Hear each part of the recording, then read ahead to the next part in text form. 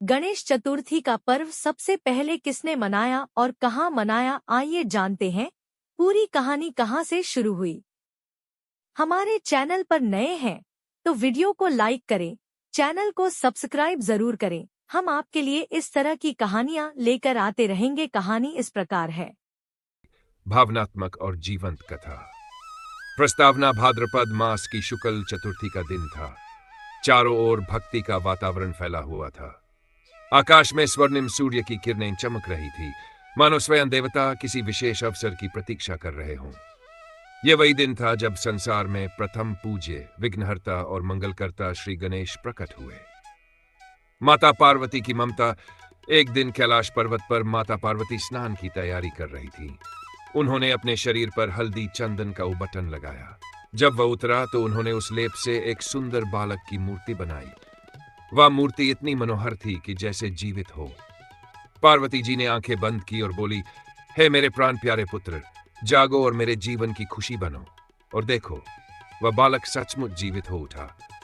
उसकी आंखों में मासूमियत, चेहरे पर तेज और मुख पर मधुर मुस्कान थी।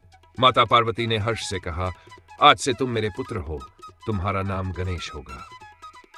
शंकर और गणेश का टकराव। एक दिन माता पार्वती स्नान के लिए जा रही थी। उन्होंने गणेश से कहा, पुत्र, जब तक मैं स्नान न कर लूं तुम द्वार पर पहरा देना, किसी को भी अंदर मत आने देना। गणेश ने सिर झुकाकर कहा, जैसा आप आदेश करें मां। इतने में भगवान शिव स्वयं वहां आए।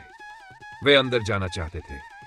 गणेश ने हाथ जोड़कर कहा, रुक जाइए, मेरी मां ने आदेश दिया है कि कोई भी अंदर नहीं जा सकता। शिवजी ने आश्चर्य से कहा, क्या तुम मुझे नहीं पहचानते? मैं स्वयं तुम्हारा पिता हूं। गणेश ने दृढ़ स्वर में कहा, मुझे पिता या देवता नहीं चाहिए, मुझे सिर्फ मां का आदेश चाहिए। शिवजी का क्रोध भड़क उठा। अरे छोटे बालक, मेरा रास्ता रोकते हो, मुझे पहचानो, मैं महादेव हूं। लेकिन गणेश अडिग खड़े रहे। युद्ध छिड़ गया। देवता इधर उधर भागने लगे।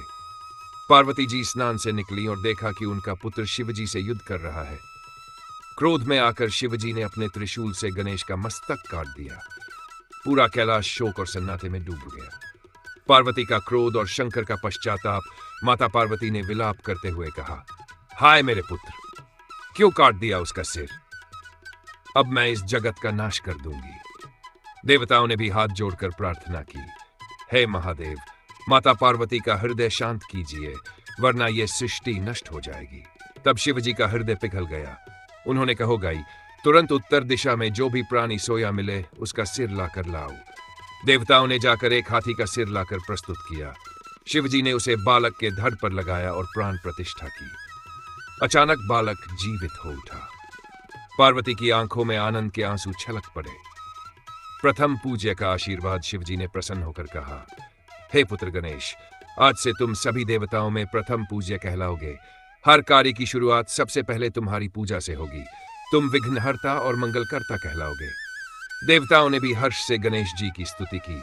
जय गणपति, जय विघ्न विनाशक। चंद्रमा का उपहास और श्राप। एक बार गणेश जी ने खूब मोदक खा लिए। उनका पेट बड़ा गोल हो गया। वे रात को आकाश में टहल रहे थे। तभी चंद्रमा ने उनका उपहास किया। हाँ हाँ, देखो देखो गणेश जी कैसे मोटे हो गए हैं। गणेश जी क्रोधित हो उठे। दुष्ट चंद्रमा, आज से जो भी तुम्हें देखेगा उसे मिथ्या दोष लगेगा।